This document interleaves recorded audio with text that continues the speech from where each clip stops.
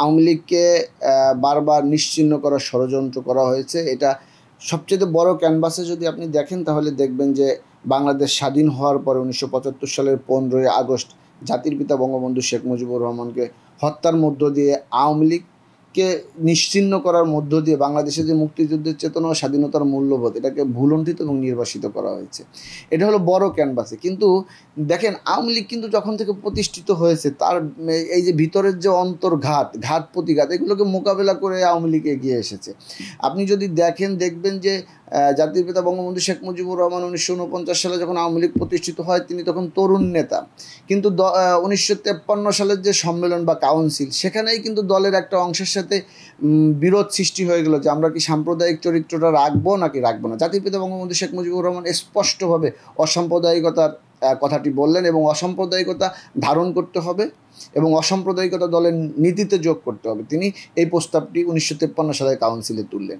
যদিও আমাদের ওইখানে যারা সিনিয়র নেতৃবৃন্দ ছিলেন আওয়ামী লীগের তাদের যে কোনো কারণে তাদের অভিজ্ঞতা হোক বা তাদের বোঝাপড়া হোক যে কোনো কারণে ওইটা কিন্তু ওই সময় নীতিতে যোগ করা সম্ভব হয়নি। কিন্তু যুক্তফ্রন্টের নির্বাচন সামনে ছিল, সেই নির্বাচনের ফলাফলে এর উপরে প্রভাব পড়তে পারে এই কারণে বঙ্গবন্ধু শেখ মুজিবুর রহমান এই বিভেদটাকেও আর জোরালো করে তোলেন নাই। কিন্তু তিনি যে অসাম্প্রদায়িকতার নীতিতে বিশ্বাসী এই নির্বাচন হয়ে যাওয়ার পরবর্তী কাউন্সিলে কিন্তু সেটাকে তিনি বাস্তবায়ন করলেন।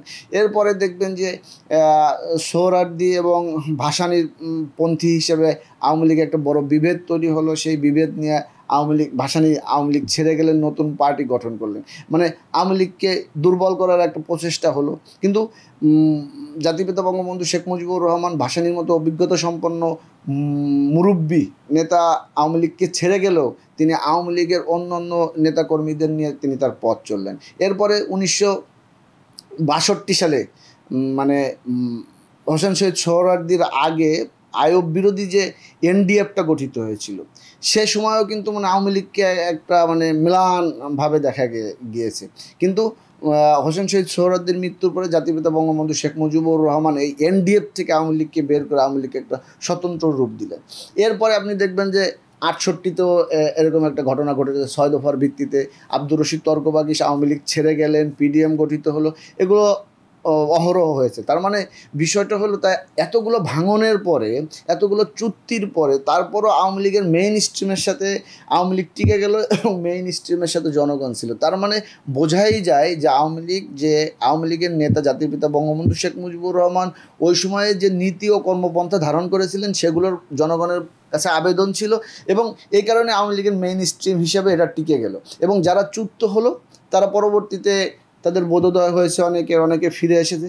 ঠিক এরকম পরম্পরা যদি আমরা দেখি আমরা দেখব যে স্বাধীনতার পরেও এরকম পরম্পরা হয়েছে, যেটা আমি আগেই বলেছিলাম যে বড় ক্যানভাসে এটা হলো 1975 সালের 15ই আগস্ট জাতির পিতা বঙ্গবন্ধু শেখ মুজিবুর রহমানকে হত্যার পরে।